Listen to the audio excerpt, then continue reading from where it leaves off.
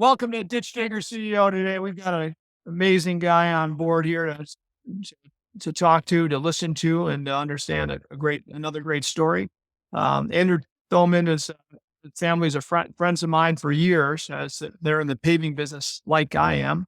And as we spread across the country to serve our customers, Thomann became one of our favorite partners to work with to pave parking lots for our customers. So long history with Andrew's dad, Jack, and his uncle Paul, and his cousin Eric. I think it's cousin Eric, right? Right, Brother, Andrew? brother. Oh, it's your brother. Oh, your Yeah, brother. we're brother. Yeah, Your big brother Eric. Just a great family, and we enjoyed working with you guys. But so, welcome on board, Andrew, to Ditch Digger CEO, and we're excited to hear your story yeah, and everything you guys have been through. As a young guy that you are, you're part of a long story, right? A long history. yeah. Tell us a little bit about that. And we've got listeners that are paving companies, listeners that are in all different aspects of entrepreneurship. But yours is a great entrepreneurial story. Sure. Yeah. It started 1925 for us. So my great grandfather, I would be fourth generation ownership, which I try not to take for granted. I hear the horror stories of the family dynamics, and you see it happen around you. But I'm very fortunate to be a part of this fourth generation in my family. But yeah, my great grandfather came from Alsace-Lorraine, little spot between France and Germany. Started, like a lot of people would with, at the time it was almost like landscaping, but setting pavers and things like that for walkways and driveways. And since the company itself has gone through many iterations and name changes and whatnot, but it always maintained the Thomann, ownership with my grandfather, and to my father Jack and my uncles, and have since now, since 2015, myself and my two brothers have taken full ownership. And my father actually still as an employee, even though what he says still goes, is very much involved, which is great because we've got, he's in the 70s now, but he's got 50 years of knowledge that we can tap on, which is kind of an incredible opportunity for us to, as we're taking this to through the next decade, and hopefully fifth generation. We've already got some of my my nephews and stuff working for us already, so it's kind of cool to see what how we kind of came up through it. Well, so Andrew? I know Eric. What's your other brother's name? Josh, I think I met Josh also. Yeah, yeah, yeah. yeah, he's a couple years older, and there's a bunch of us. There was 8 kids, but three are in the business and running it now. So Awesome. Well, yeah. Let's. So it was kind of putting paver bricks in, because back then, 1925. mhm. They're just the auto industry is just kind of starting to pick up, right? And people are Yeah, starting to think, hey, this automobile industry, it's going to be around a little while, right? Back then, yeah, it was the internet in the early 19th century. This buggy with the little motor, and that's not going to last. Who the heck would want that over a horse and buggy, right? And correct. kind of like the internet, it's an industry that grew amazingly, right? And so back in 25, what did the roads look like, right? They were pavers, there were dirt roads, there's Yeah, aggregate, there was liquid asphalt, basically tar and gravel, right? yeah. But there wasn't a lot of asphalt paving or concrete paving back then, was there? No, no, not at all. And so yeah, so they started doing that, and then tell us how it progressed. So it was, more so once my grandfather, Bernie, had taken over from because my grandfather kind of did a lot of like odd job residential, you would sort of classify in this, now. My grandfather really started to um, expand and go into roads, and he also started taking on some larger jobs with some municipalities and bought a tiny asphalt plant in the Buffalo area called Buffalo Asphalt. Um, Started to get a little too, we would say, competitive or larger. And in New York at that time, unions are still, very strong. They didn't like that. So we ended up kind of having to reboot a couple times. Um, but then since then, when my father, who was his first employee, so Jack was their first employee, they had just went bankrupt and started over. And again, just started the same way my great grandfather started. They started doing some residential, and started to build it up again into a more of a commercial business. What And year was that? Here's with the new kind of the new start. What year was that? that would have been right around just before 1960, late 1960s. So my father would have been fresh out of high school, right in that range as sort of the first kind of, uh, employee, and just doing odd jobs. And my grandfather was very always just sort of inventive, very hands on. And so he's always trying to, uh, create things to heat seams and just different stuff like that. And never patented anything, but was always interested in the mechanical ends of, how can we make this look better and the product be better? And, but my father and his brothers, who eventually my uncles came in, that's when it really took off in sort of the commercial direction. They had some more capacity, and they're all, a lot of, you're working in the field and, putting out estimates, things like that. Um, and kind of set us up nicely for, where we are today, set that foundation of sort of a small commercial business. And we've since grown it to much larger. Well, and what I love about it is, when I met your dad, your uncle, right, your whole family, right, Yep. you got a sense of grit and accomplishment to the American dream through hard work, right, and Yeah. love. I love my friend, my friends that I love most are my friends that built something, worked their butts off, had some tough times, and but understood that with hard work and a passion for what you do, you can actually have great success in this country. And again, when you meet your family, you can feel the grit, right? Your dad's still working in the field when he wants to or however he wants to because Oh, that's yeah. what he loves. Yeah. And you You know, can't get him in the office. He wants to be out there.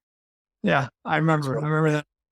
And again, yeah, that's we need more of that in this country. We need more people with grit because tough times are always had somewhere along the line. And to get through those tough times, it's that experience that you've had that have been a little tougher that gives you the grit to get sure. past the next challenge, right? Yeah. And your family is one of those that understands that. To watch you guys work, your teams work, and the quality Yeah. that you produce is incredible. Yeah. So really respect that. Tell me, what are the core values that your dad and you and your brothers kind of Sure. had, or maybe have transformed into a little variation of what you had earlier. Yeah. Tell me about your values. How you just look at core values. Yeah, absolutely.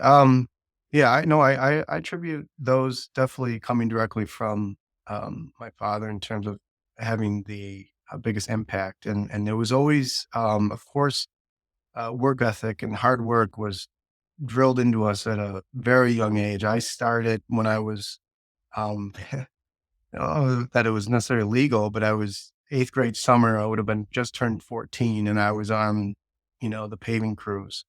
So at a very early age, uh, and even before that, you're always around it. Whether you were visiting at work or visiting the crews or whatnot, and he would bring us out to jobs and things like that. And felt like our house was always sort of a job as well, because we would be doing things outside, that because you had equipment you wouldn't normally do, Yeah. because you're a Russian company you wouldn't normally do. So we'd always partake in the stuff at home, and we would. I remember we got a I think this is kind of a lot of it where it started, but the joke in the family is we had a shipment of bricks that were taken down in one of the jobs, and it was, I mean, piles and piles of bricks that all had mortar on them.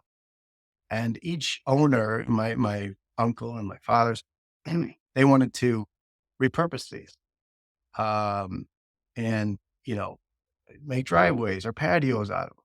So Mhm. us kids, myself, my cousins, we would sit on these piles of bricks. They would give us a penny per brick, and we would hand chip these for hours and hours for the whole summer, just to then take them and lay them for driveways and patios. They look great. But that was kind of that first real introduction to just getting started and working with my cousins and things like that. But and then it just from there every summer through high school, I was working, 70-hour weeks with all the guys. Like it was to me, I didn't know any different. My friends were probably out, you know, playing sports, whatever, and I was working on the crews during the summer. And but there was something to be taught there. Just I think purely, I mentioned the work ethic. I learned that very early on, and I'm grateful for that. I do now start to realize, a lot of the um, getting into the work life balance, but it was a very good lesson. I think the other thing that he definitely instilled in us was the respect factor, um, and just the honesty. I think, if there's one thing I could, especially in construction, you can sometimes feel those bad vibes that um, other customers and whatnot kind of feel can the industry sort of labels it that way, but um, that sort of that we care about what we're doing. We care about how the product turns out. Um, we're not going to do it if we're not doing it right. If we do make a mistake, which we do, we're going to fix it. And so a lot of those things, my dad was absolute stickler on doing things the right way, or you're going to do it over again. So better, So get to it go, right. so to go, so to go, just to retract and go and a couple things there that I Yeah. heard, right? And when you talk about fourth generation, it's not always very seldom do businesses make it that far to fourth Right. generation. And when they do, and I've got a couple friends that are there that are fourth generation going very strong. But when they do, like you guys, and exactly what you said, right? Even though your family has this business and it's a hard business, it's not easy. Your parents knew what it took to get through tough times, knew what it took to work hard and to make a living and be successful in this business. And they knew that the work ethic they were taught is the reason for their success, and they're intelligent enough to teach you guys that same work ethic, right? Right? Did they have to have you hammering on, brick by brick to get them profit? Absolutely not. Is that something that was prerequisite to be great at what you do today? No, not really, but actually, yes, it was because understanding what labor is and how hard it is to make a buck, a penny a brick or whatever. Back then, it was probably to you kind of big money if you could do, you know, if you could do 100 of those an hour, right? I Sure. guess make a buck an hour. That was probably pretty good as a little kid, right? But Yeah. but either way, there's no doubt in my mind that that's what's going to carry you forward to be a success that you're going to be, and your kids also, right? And I'm sure your brothers and sisters, the other four who aren't in the business, still had those lessons, and whatever they do today, they're going to kick butt, outwork Yeah. people around them, and Yeah. that's what it takes, in my opinion. More importantly, to make millions of dollars or grow a great business, or to grow a great family is much more important. God wants us to do that. I'm confident, and to teach work ethic is so important because work ethic will get us through some tough times, and as Yep. long as we're passionate about what we do, sometimes we'll work a little too hard, as you mentioned. Work life balance. Work life balance. I look at it as, hey, if you're passionate about what you do and you work a few extra hours, when you come home, if you're passionate and loving to your family and you love being with your family just as much as you love being on that job, or hopefully more even, right? Your family knows that. So if you're spending a day, 2 days a week with your family, and spend Sunday with your family, they know how much you love them because you're working so hard. So again, I feel work life balance is it's a tough thing to kind of to say what is the right balance, because there is no right balance, right? But anyway, I'm confident that your work ethic comes from that upbringing, and the success of your whole family will continue because you're teaching that. And when any of your family members, you or your brothers, get away from teaching your kids that, shame on you, man. That's not what you should be doing, right? Yeah. I believe that it's our responsibility to teach our kids, what tough love is once in a while, and help our parent first, and a friend second, right? But so yeah, so that's awesome. And again, knowing your family, meet every family member I met from your family. It's faith and family first, and this business is successful because of that. You know. Yeah. Yeah. So yeah, so work ethic, respect, right? Customer care, right? Yeah. These are the things I'm hearing, but these are things I've seen your business exhibit consistently. Um, Yeah. any other core values you look at that you think drive success? No, I think those are from there, everything kind of like everything feeds back to that, right? We have, you know, when we're talking to the company or the employees, it's a lot about, um, the love of construction is important in the sense that, the customers deserve, they're paying for a product, right? So they deserve our respect. They deserve our loyalty and commitment to putting forth the best job that we possibly can. Um, and so, what we've done, I think, like we could put all the policies in place and procedures in place to kind of help with that. But what's really been important, and what's really kind of taken us to the next step, is just continually to surround ourselves with the right people. And a lot of those, and again, that's aligning with all the core values that we had or have or had grown up with, um, respect and our coworkers, our employees, our customers, caring about what you're doing, having a passion for it. When we start to surround ourselves with that, within the company, as we've been growing and trying to figure out how do we manage, that growth and more employees, which ultimately, as a business owner, you're thinking, okay, more problems and things like that.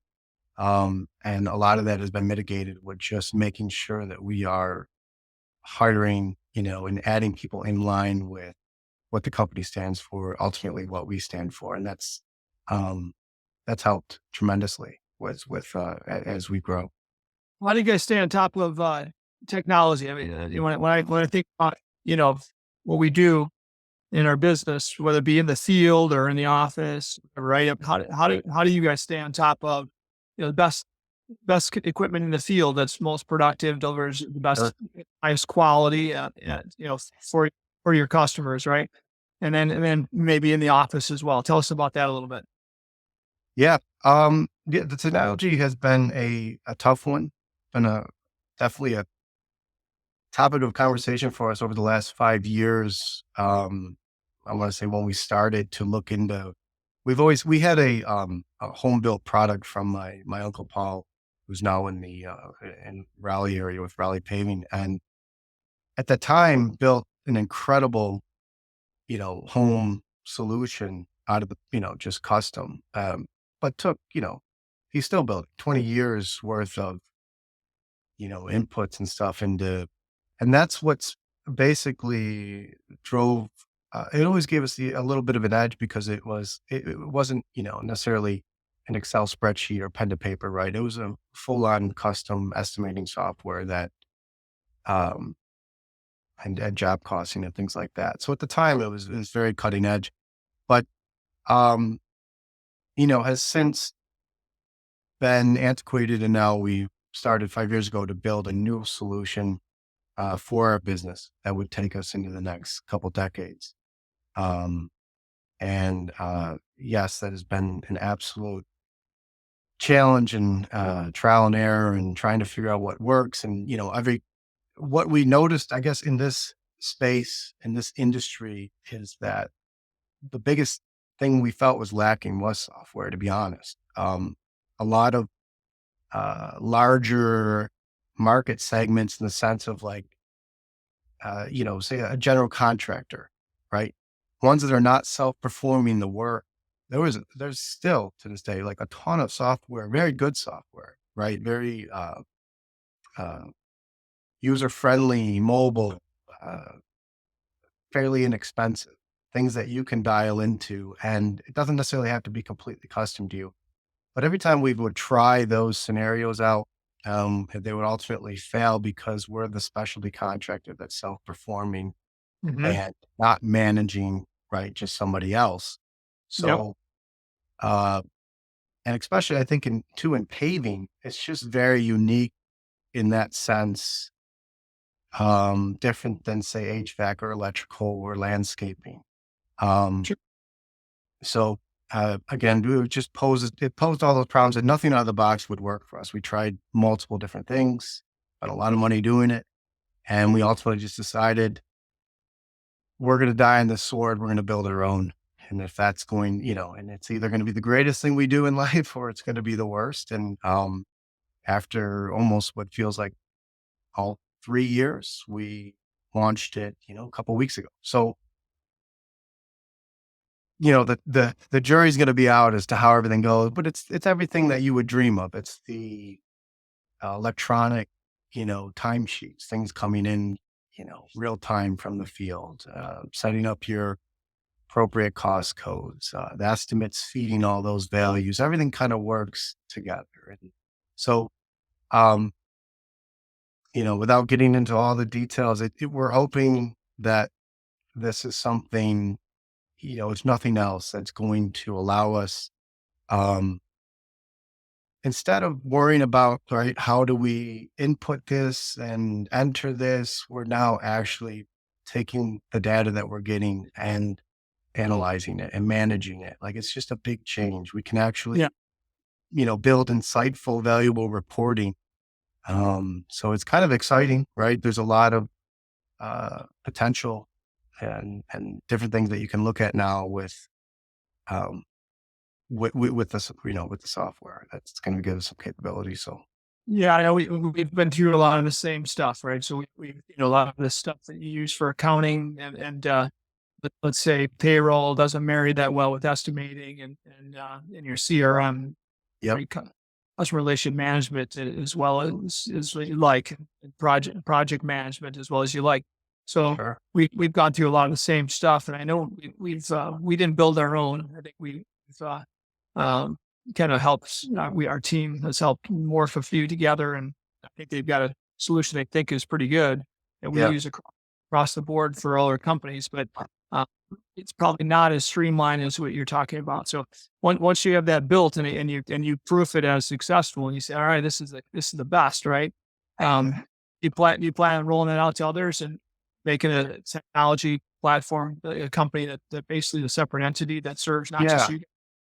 I It has always been the plan from the beginning that it was going to be something that we could take and sort of create that model where it could be um, rolled out to other companies and sort of that SaaS model that you mentioned. And so I think the one thing I have, you know, and it was kind of talked to me in the beginning that like, look, you think that like I'm thinking, oh, this can work for any service business, whether it's landscape. If you provide a service to a customer, this software, the fundamentals are the same, right? You want to win work, you want to estimate it efficiently, you want that to then create all your estimated values for your job costs, and you're going to enter actual, all this. Like, I'll be honest, and they're like, well, you got to remember things as you're building it become very custom to you Mhm. as a company.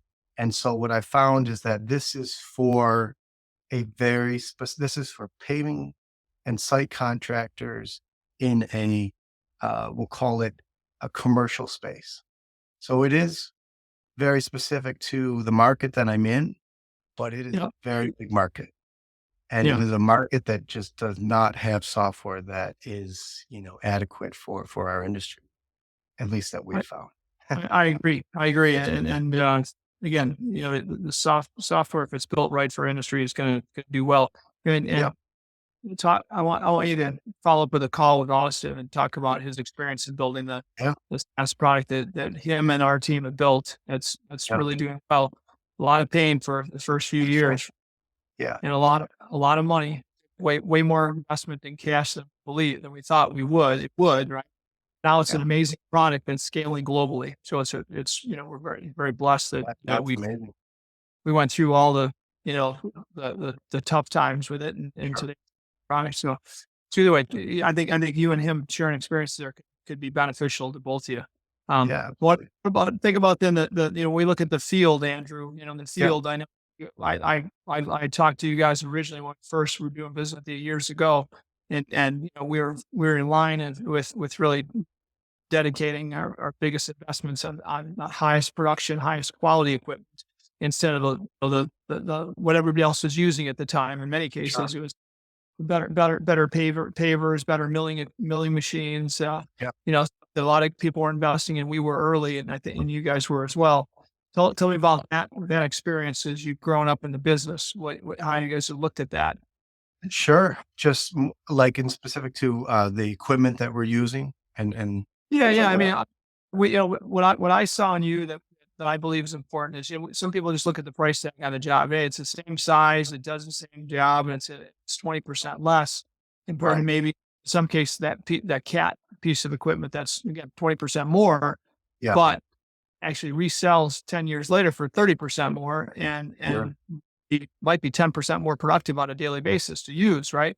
I mean, Yeah. tell us about that a little bit. What you do, how you guys look at equipment, whether it's pavers or your compaction equipment Yeah. or milling, whatever. Yeah. I think we've gone through some definite, I've been involved, actually intimately involved in the buying on, um, of our assets from kind of when I started. Always been interested in, um, being efficient with not just, what we're buying and, of course we want to keep, so when I took over, everything was we might have a Freightliner, a Kenworth, a Cat, a Bobcat. It was all intermixed. My first goal was to get some consistency there for a lot of different reasons, right?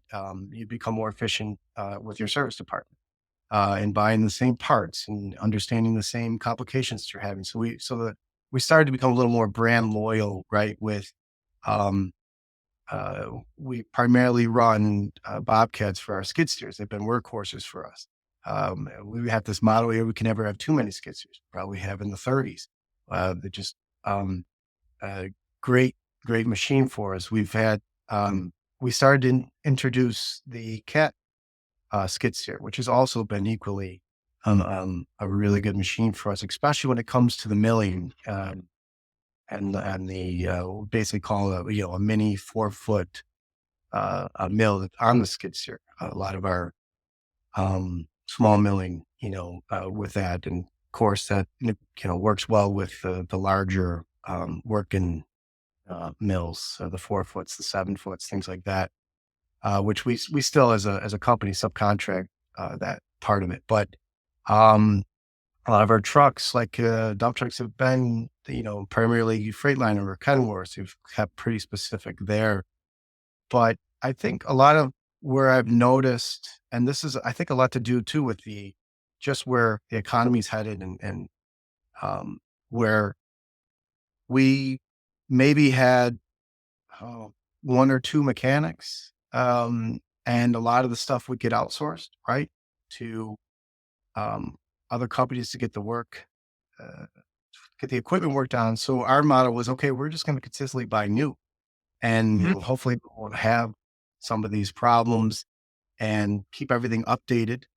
Um, but lately, because of just the cost to that, we've gone the other route and invested more in our service department and have grown that to a very top notch level of mechanics and that can fix anything. And the idea is that we buy new or used.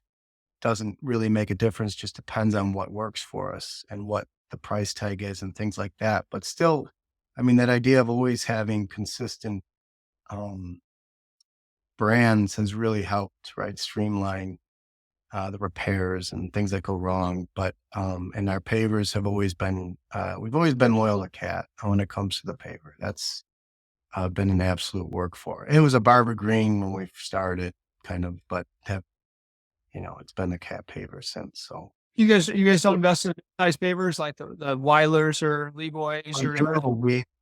we've recently invested in the Weiler brand for the smaller. So that would be we'll call it our medium, and our path paver, sort of the 4 foot wide to maybe 8, I think it is. But the Weiler has been an excellent brand for us. So between Cat and Weiler, that's our paver setup. We got the large, 8 to 10 or 8 to 16 on the Cat. Yep. Um, those have been amazing. We run 2 crews, but we keep 3 on hand.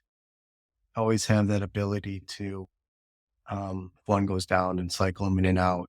Um, and our rollers are generally Cat, but we do have some Homs as well. That's been another good brand for us with the rollers. Okay, so you have 2 crews in the Buffalo market, and then you have 2 crews in the Carolina market too, or what? Yeah, I mean, we're separate companies. Thomann Asphalt in the Buffalo market. Raleigh Paving is in North Carolina. Service a lot of the Raleigh and all sort of that surrounding area. Yeah, but in the Buffalo market, yeah, we run 2 large paving crews, one we'll call it medium sized, small paving, or paving crew. So really 3 crews in the Buffalo market, uh, going out performing every day. And a lot of the other, we have 3 site crews. Um, we have a striping crew, a seal coating crew, a concrete crew. So everything exterior, we want to handle ourselves as best we can. Of course, we subcontract still, but we try to handle everything in house when it comes to the exterior improvements for, So in your market, focus on. couple paving crews, one prep crew, couple prep crews. It's 3 site crews, uh, one striping crew, one concrete crew, Yeah, yeah. so then they probably cross train. Some of your paving crews, paving guys go to the prep crews and all that as well, probably too, right? They will, not as much as we'd like. They, Yeah. Well, you got the guys that are comfortable with bouncing around and, try new things. And you've got ones that are just set in their ways and, I'm staying on this crew type thing. And so you get a little bit of both.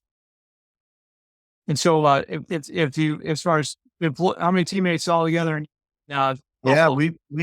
right. We're over 100 peak season. So, um, which has definitely been new to us, and trying to navigate those waters and we want to keep the same, right? We want to keep the quality. We want to keep that small feel. We want to stay involved as owners as best we can. And then, if we add layers underneath us and add people, that's definitely been a challenge to uh, keep our commitment to all of that. And How about Paul's group in Raleigh? How many yeah, employees they? they're probably, if I had to guess without knowing exactly, maybe in the 50 range, I would say. Um, and how long have they been there? How long ago did they move That into? was Yeah, they purchased an existing company when we were still together as one here. We were obviously all in Buffalo at the time under Thomann Asphalt, and they bought Raleigh Paving. I want to say 2010.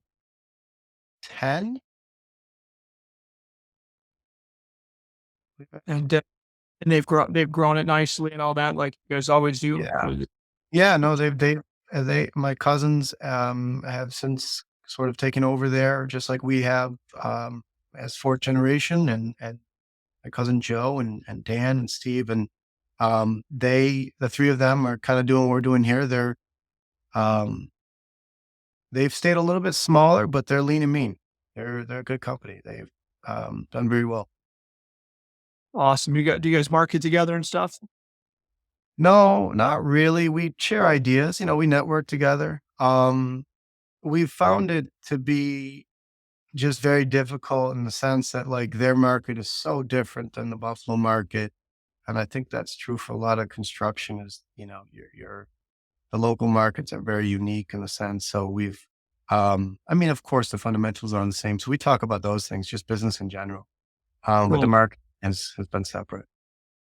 That's awesome. Now, what trade shows have you guys been going to? You guys go to Yeah, you guys go to some of these always, or are you on and off on them, or what? we do. Yeah, we kind of we alternate. We definitely take a year off, we'll go to the World of Asphalt. We'll go to the Pavement Expo.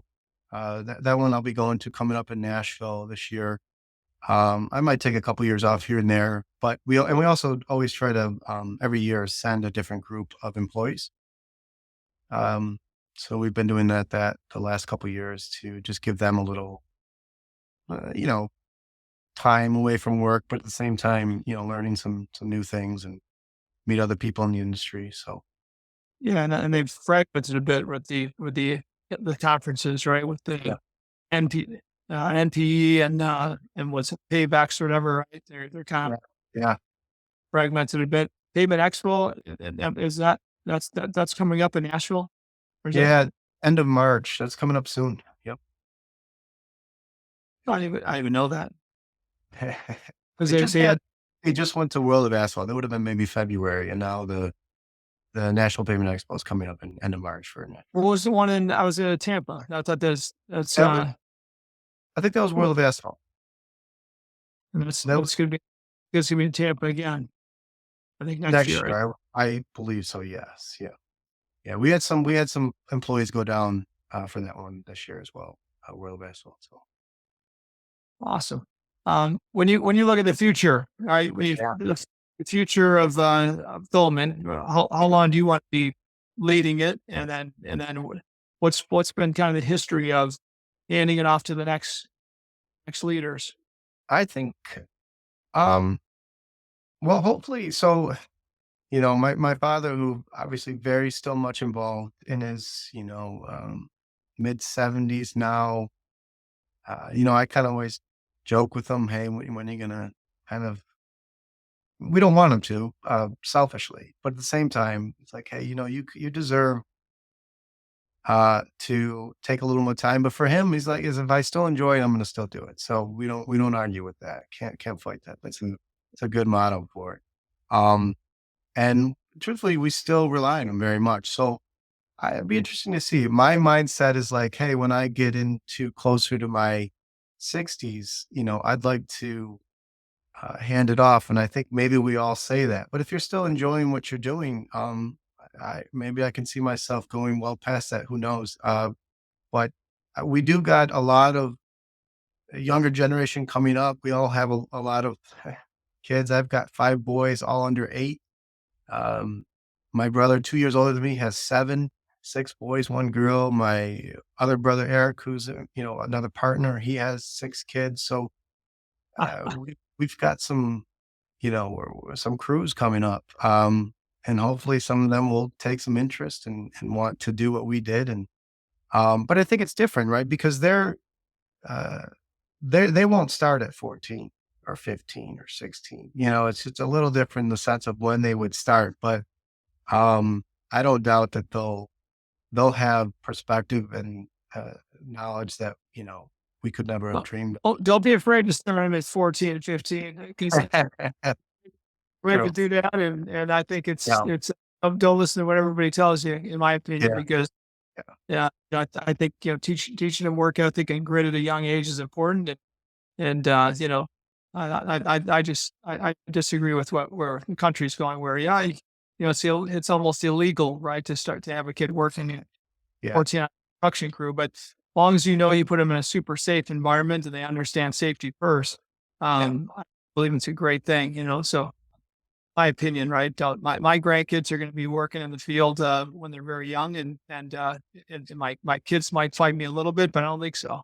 Yeah, Yeah. No, I think that's important. It's important that they understand, especially where, because we're nothing without the ones, actually doing the work. And so that, the value there is important for them to learn, right? To learn that hard work, that work ethic. And they get a respect, level of respect um, coming. They may, my daughter and son-in-law are lawyers. They're entrepreneurs also. They have their own businesses. They don't work with their hands too much except around their house. And I guarantee you, they respect, when they see people working hard around them, they respect them, right? And that's, I think, important. They know that, their family and the reason they've been able to be afforded a college education are because of hard work, right? And so I think the lesson, no matter what, is important. Now, tell me, when you think about differentiation and you Yeah. compete in your place, I mean, I kind of get it. I kind of understand why I would use Thomann over anybody else. But tell me your kind of a couple of big differentiators that you think people not only do you strive to accomplish, but your customers actually reward you for. Yeah. I think I'm, my mind is continually evolving on this because I do, um, as I've come into the business as an owner, it's been, there's a little scariness to it, but at the same time, it's very exciting to see things from this end and start learning this stuff and seeing what really matters. And truthfully, I think it's what I've come to at this point is not so much the way that we say market or, and all that's important just for our overall brand. But truthfully, I just find it to be the people. I find it to be just our, the ones that if I can continually surround myself with uh, people that are better than me, that's my goal. And I think a lot of the other things just sort of take care of themselves that we would typically gripe about. But truthfully, what I find that we go in and knock out a job, in a week that may take somebody else 2 weeks, but it's just because and it looks great. We're not cutting corners. It's just our guys. Uh, they care. The employees, they really do care. And I think that's what's always set us apart right now and that comes, from my dad and hopefully from us now that we can, um, keep that going. But it's really just been the employees are, out there, um, with a passion and just putting out good work in a really efficient manner. And it's allowed us to also to grow, right? And take those, then reinvest, keep reinvesting in our equipment, reinvesting in better people, reinvesting in software to help with their, uh, give them information that they've never had before, which would be really exciting. And I think that's what they're truthfully have been most excited about the software is that they can actually, there's transparency there. They can see what we see now in terms of like how long something takes. How did we do on this? Just something as simple as an address for a job, being able to go to your phone and get that is, I don't know, the little things, right? That take Mhm. away some stress. Um, So I mean, I gotta tell you, as a partner with you guys, right? I can tell you, to be honest with you, these are things we see. These are very similar, the same values we have and things that we want to keep investing. But when I think of exceptional people, I think of you guys, right? Like you said, surround yourself with exceptional people, right? And your life gets easier. Your business stays great, right? Also, reinvesting in your business. What's that about, right? Just like you said, it's people, it's processes, it's technology, the things you've talked about. Reinvest. I mean, if you don't reinvest in your people and give them the best technology, the best processes to be successful, your customers are gonna see it as well as you do yourselves. And then what all translates to, in my opinion, is a passion to serve. I mean, I feel it when we've done business with you guys in the past. And I know your customers feel it because it's in your head, right? You have a passion to serve. You surround yourself with people, as you said, are passionate about this business, which isn't always easy to find, right? So those few points, in my opinion, really differentiate. And you think, a lot of people talk about those things, but not everybody delivers on them. So, yeah, um, yeah, I know they do. They sound, imagine a little cliche. Every business, will say the same thing, but it's, um, when you see it in action, it is pretty amazing of just, uh, all the problems and anxiety you feel, and then you add a good foreman, just on one crew, and the ripple effect that has is incredible. Or one good project manager, or one good estimator, it sort of self cleans up a lot of different things. So, Well, what cleans it all up, Andrew, is you guys understanding about being mentored by great leaders before you, what yeah, leadership is, right? You know, yeah, actually doing what you say you're going to do, working as hard as those people around you. You're gonna attract leaders that do the same thing, and when you have a leader on your crew that thinks like you do, you've got it whipped, right? Because that leader in that crew is going to inspire people around them to work hard, deliver quality, right? To do all the right stuff. So yeah, yeah. starts from the top always, but it's the top of your organization. It's the top of a crew, right? Yeah, It's the top of that two-man crew out there, the person leading that two-man striping crew. And sure. how do they lead? Can they inspire that labor that's got them kind of a lower paying job to be great, right? And it's a challenge that we're always going to have is inspiring each leader in our teams to be great as well and inspire greatness. But you guys do a great job. When you think of to finish this out, when you think of the future and where you're going to go in the next 5 years and 10 years, Yeah, what type of growth do you expect as a leader in this business yeah. over the next 5 to 10 years? I hope so. Right now, we've gotten to that, 40 million mark in terms of what we can produce in a year. And I don't, and you kind of try to get a sense of what the market will bear. And, our goal is to start to get over that 50 million mark. Um, but never lose sight of sort of where we came from and that overall just small company feel, with our employees. But the goal is right now. I mean, we've always looked at different means of getting there, whether it's a different type of work, right, or a different business. But truthfully, we just love construction, so we want to do it in construction. It's what we know. It's what we enjoy. So I think that's important. We've tried other things. We just don't enjoy them that much. So, we're fortunate enough that myself and my other two partners, we kind of have our area of expertise when it comes to the business. So we spread the risk, pretty well, and that just kind of happened. And so, each division, when one's having a little bit of a rough time, the other one seems to be picking up, and that's worked well for us each year, depending on what type of work is readily available or profitable. And so we've been able to kind of, work with that over the last 10 years. And, but truthfully, yeah, we've kind of just organically have grown, and now we're trying to be a little more deliberate with it. As we've started to introduce some, new tools and software, but also as owners, we're learning how to actually do that. Right. Whereas before it's just like, oh, you could get more work. Just go get Yeah. it. Who cares? You can never have too much. So we're trying to be a little more insightful about it and forecast and figure out, like, that's been a definite exciting thing to learn, but hard at the same time. What one last one. What percentage of your business is new construction? What Sure. percentage is maintenance, like Yeah. repaving? Yeah. We're so each owner has a very specific. So, my oldest brother Eric, handles new construction, site work, utilities, all that. That's generally, if we're doing 40 million, it's right around a third.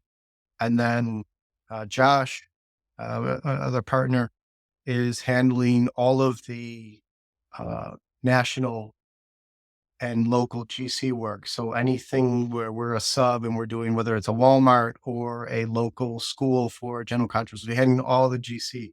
Again, that's a third. And then I handle all of the private local developer.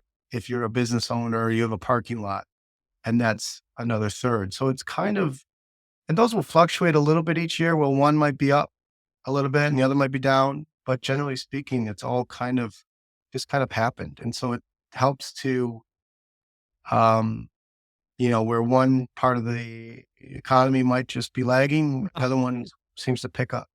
I love the balance in it, and I like kind of you guys get between the three brothers who kind of compete and say, I got this year, all right? I'm beating you right now, right? It's kind of you can kind of There, have fun there with it, right? there's definitely a little internal jabbing going on for sure. If Yeah. one part's pulling the other one along. Yeah, And the cool thing is really, the balance, and we all want to be diversified in the type of work we do because, as you sure. mentioned, new construction on an annual basis can go up and down. And Yep. you have a few years of great, great building and development going on in your marketplace, and all of a sudden it drops off. There's nothing, right? Yeah. So now there's a little more pressure on the other two sides. Okay, guys, we got to get more work on the maintenance side, on the national maintenance side or the local maintenance side to pick up on the new construction, right? But Yeah.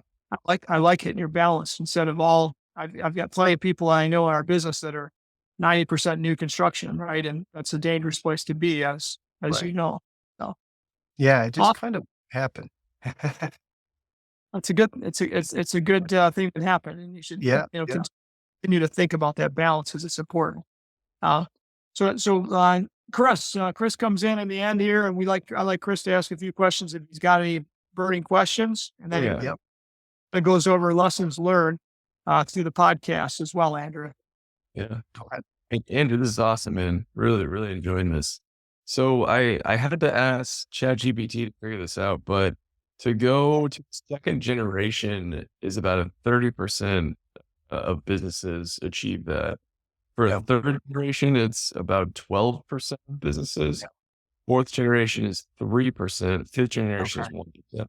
What is, you guys are three out of 100 businesses make it to where you are. What's the secret? How do you guys get it? Um, I, I've thought about this actually recently, and I don't know that I know the secret other than I've watched the previous generation, which would have been my father, and the third generation go through a lot of what felt like the end, right, for Thomann Asphalt and this business, and um, but they made some strategic moves and where they bought another business and it kind of separated, and now the fourth generation was able to come in, but um, I think that it's just important, and it may be unique that if you to have it where you get along right with your family, but at the same time, you share a passion, which is most important. We all grew up in construction, and it was all sort of there. We all went to college. We all pursued other things, and we all ended up coming back to the business and felt this. Um, I don't know. This sort of sounds silly, but a calling to see what we can do with it, right? The challenge to, even though it's not like we just inherited it. We did kind of, work up through the ranks. We all worked through high school. We all paid for a high school from our proceeds that we got from, my father never gave us that money. It went into a high school fund and a college fund. And so we were sort of already invested in a sense, right? And I think even though we felt like, oh, I'm not going to go into the family business, I'm not going to, I'm going to do something else, like that kind of mindset. Deep down inside, there was always this draw to come back and say, hey, how can we make this better than what it was before? So that's what really drives me now is that it is cool that it is fourth generation, but I really just look at it as like, how do I make this company better than what it was before? And then furthermore, how can I leave it right to whoever the next generation is, the fifth generation, whether it's my kids or somebody else, like how can I, make it even better for them? It's kind of what really drives me. We always, as a company, we talk about two very important things of like, why do we even exist, right? Why does Thomann Asphalt as a paving company exist? It sounds like we're curing cancer. Like we're not, we're not.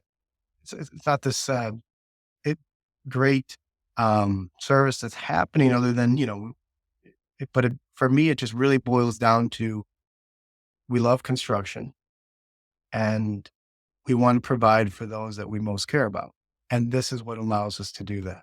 So if I can provide for my family, if I can provide for employees and they can provide for their family, that is a huge driving force for me is just being able to do something that I love, but at the same time also provide for those that I love. Like it's just kind of a win-win. So Hey, Chris, I look at this as it's a legacy of really inspiring your family to understand their passion for the industry, right?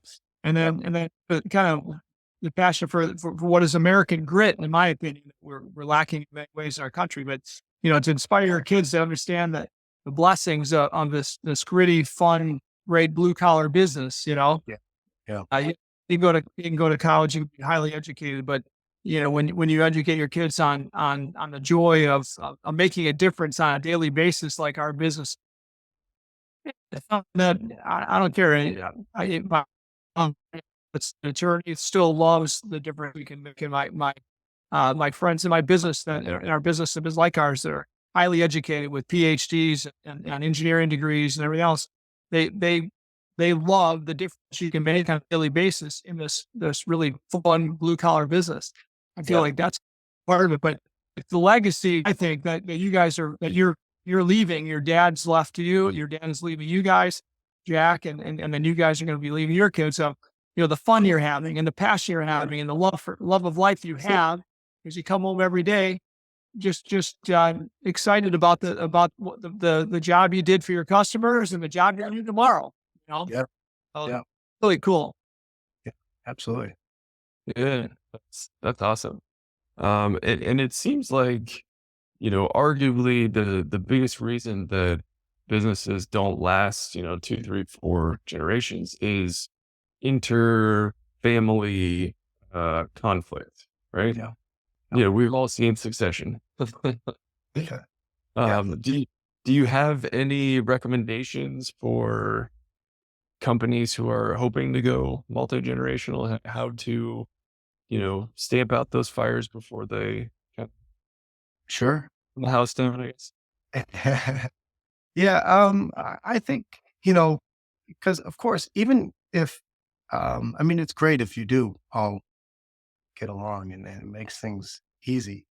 Um, but I think it comes back to the core values. If you're aligned with your core values, you're aligned, and you're honest with each other, you're not going to agree on the business decisions. In fact, it's better that you don't because you're constantly then trying to um, have that dialogue and figure out the problems and you're going to make mistakes, which we do. And we have our internal arguments all the time on just where do we want to go with the business? Where, do we want to grow? Do we not want to grow? Do we want to add this business? Do we want to get into this?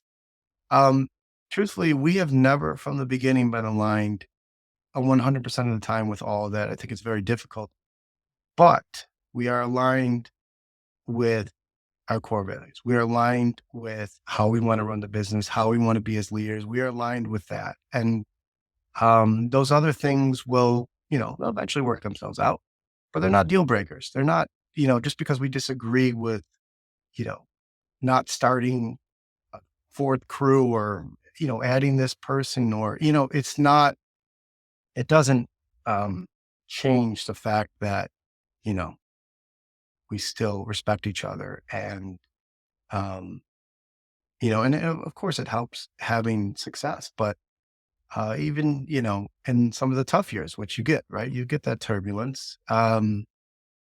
We've always felt like we are a good business with good people. It will work. It's always felt that way. Or there will be work next year, right? Construction is unique, especially for us in our market, that you start over every year, which is an incredible thing. You finish in, say, December, you have some couple winter months off, which is nice. But at the same time, then you got to restart that large pendulum at a wheel and March and April.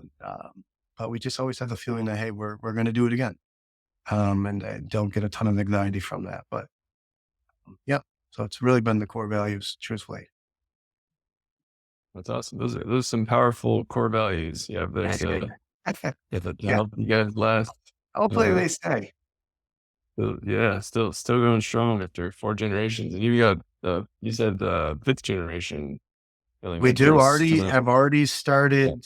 My brother has some of his sons that have been working on the cruise in the summer, some summer help. Oh, So the wow. 5th generation has already started working in the ranks. I mean, that might be a big secret there as well. It's like you guys, you kind of get your younger, for lack of a better way to say this, you indoctrinate your younger generation. Like, hey, this is what we do as a family. We enjoy working together. And then, I think it's more inspiring, though, in my opinion, because you're going to get some of your kids are going to want this band, and other kids that just don't. And the ones that want it bad, they're going to shake out, and the ones that don't, that respect it, but just think there's something else for them, are going to shake out as well. I've got half of two of my kids in the business, running businesses, and 2 of them that do their own thing, but yet they're, what I mean? I just feel like if you can inspire the ones that will be successful, and if you indoctrinate, unfortunately, you won't have success with all those, right? That's my opinion. Yeah, good clarification. Inspires a much better. Yeah, but I mean, it sounds like it really connected with you at a young age, and even though you went out and got a degree in something else, Yeah. you came back because you're like, no, this is, I feel this in a deep place inside me. Yeah. Yeah. You naturally want to push away. Yeah, Maybe that's not everybody, but for me, it was always, I'm not, I'm going to do, I was going for, architecture. I was going into design. So I had a different career path in mind, but there's just something, that was pulling, that I was always there. I just didn't really realize it until, I'm not after going to be college. a digger. That's what you said, Andrew. I'm going to be a ditch digger. I want to do something more. But then you find out that there's a lot more to this ditch digger life. Right. They're taking money. Absolutely. Yeah. Yeah. No, you don't, until you actually get into it, you don't realize how much, fun it actually can be and how challenging. And, but it was something that, uh, I always enjoyed. But the passion really came out once I kind of accepted that. Yeah, you, Josh, and Eric, I'd love to see you guys sit down with Austin and Janelle sometime, because you'd have a lot in common, and you got a kick out of each other's stories. And then also a network of people doing similar stuff, sharing experiences, is going to be powerful for both of you. Yeah. So, Yeah. what else you got there, Christopher? yeah. Awesome. I did have one final question for you, Andrew. Yep. I know, relationships and referrals, those are a great driver of business. But, we're year 2024. Do you have any fun or exciting marketing or business development strategies that, I mean, obviously, I think your app will be incredible for that. Well, I hope so. Yeah. Um, I don't know if, it's hard to pinpoint just one thing that has been, our key to success, other than really, we talked in length about adding the right people. I think that's incredibly important. Um, we, so we spread out the risk in the sense that we've got some very clear divisions of work that we do. And I think that has helped with our success, where our eggs are not all in one basket. I think that's in construction. I could be wrong. That seems to be very important for us, or has definitely helped in our success, where one division is struggling and the other is picking up. And I think that's been a little unique to us in that we can offer everything, exterior all under one house. And then we've got very clear guidelines to how we manage that, that type of work. And we don't just put it all into one sort of very specialized. We don't just put it all under one scenario. We'll bid this work at a different margin and this one at a different margin, and things just kind of work that way. Um, and truthfully, I think what's important with the software, which I've over the last 3 years of just building it and now releasing it, is that it's there to be a tool. And I know people talk about this, and it's not to replace everything that you've done to get you to this point, but it will definitely, aid in some of those pains you had of, trying to track, right. Understanding your inputs and outputs, trying to track things in real time, trying to get some real data points to say, how am I doing? What is making me money? Like now with software, there's just some incredible opportunity there to really go into what we call managing the data as opposed to just inputting the data. Because that's all we did. We just inputted data for the last 80 years, 90 years, and did nothing with it because you needed all this overhead to do it. Now you can keep the overhead where it is, and you can afford to actually manage the data you have coming in, analyze it, and make it work for you and understand what is actually making you money. That's where we're hoping to go into this next decade is, the idea of working smarter. We're not going to work any less hard. We're going to still work just as hard. We're just hoping to get more out of it. So I don't know. That's kind of where we're coming to. That's awesome. And where can our audience find out more about you and film? Sure. I mean, we don't do a ton in terms of like our marketing, but I mean, we have our typical website that we try to keep updating and things like that. But we come up when you search the Buffalo market, and who knows? Hopefully, if we can take our software to the next level, maybe there'll be something there as an opportunity for other paving companies and site work companies in the commercial sector. But we're at the infancy of that. So,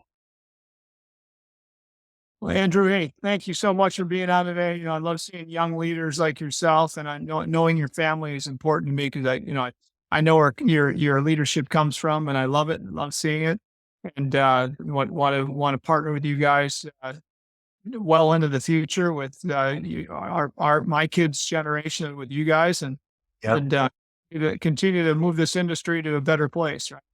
I think if great companies stick together and feed off each other, all we do is hopefully serve our customers that much better, serve our families that much better, our teammates better, and in the end, we serve God better. Right? We serve this faith journey we're on is in my opinion really way better when we know we're doing what we love doing and we're serving people every day. So thanks for being on, buddy. I really appreciate it. no, And absolutely. Privilege is mine. Thank you. let's keep in touch. And until next time on Dish Digger CEO, we'll see ya. Thank you.